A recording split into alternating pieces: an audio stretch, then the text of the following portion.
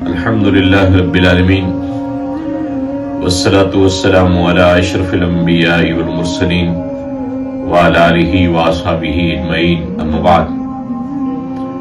اعوذ باللہ من الشیطان الرجیم، بسم اللہ الرحمن الرحیم۔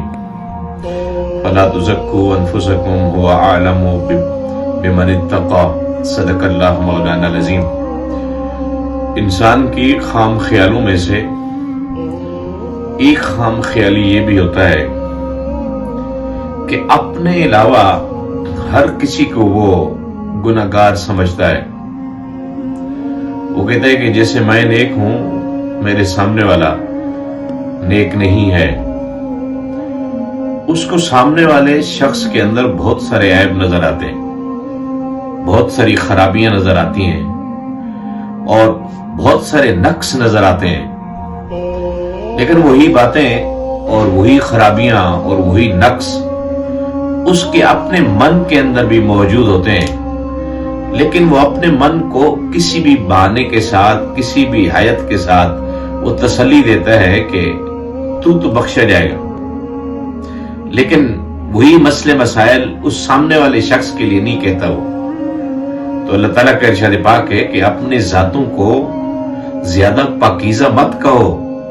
هو عالم بمن اتقى، اللہ جانتا ہے کہ تم میں سے زیادہ پرہیزگار اور متقی کون ہے۔ یہ بخشش کا جو فیصلہ ہے، جنت میں جانے کا، جہنم میں جانے کا، یہ صرف اور صرف اللہ کے ہاتھ میں ہے۔ جسے ہم لوگ بسا اوقات یہ کہہ دیتے ہیں کہ فلاں جنت میں جائے گا اور فلاں جنت میں نہیں جائے گا، اس بات کا فیصلہ بھی اللہ کرے گا۔ اللہ کے علاوہ اس فیصلے کی طاقت کسی کے پاس موجود نہیں ہے۔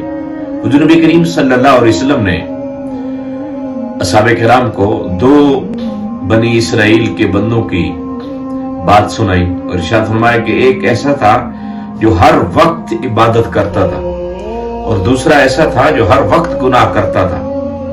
جو عبادت گزار تھا وہ اس کو روکتا تھا، گناہگار کو، کہ گناہ نہ کر، گناہ نہ کر، گناہ نہ کر۔ تو ایک دن گناہگار نے کہا کہ مجھے چھوڑ، یہ میرا اور میرے رب کا معاملہ ہے۔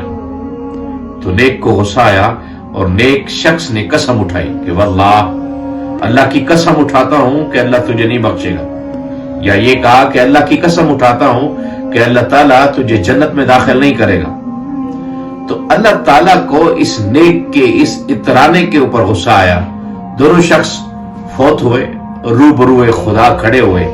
اللہ تعالیٰ نے نیک سے پوچھا کہ کیا میں نے تجھے اس کے اوپر قادر کیا تھا، یا تو اس بات کے اوپر قادر تھا کہ تجھ سے پوچھا جاتا کہ تو کسی کو بخشنے کا کہے گا تو وہ شخص بخشا جائے گا، اگر تو کسی شخص کو بخشنے کا نہیں کہے گا تو نہیں بخشا جائے گا؟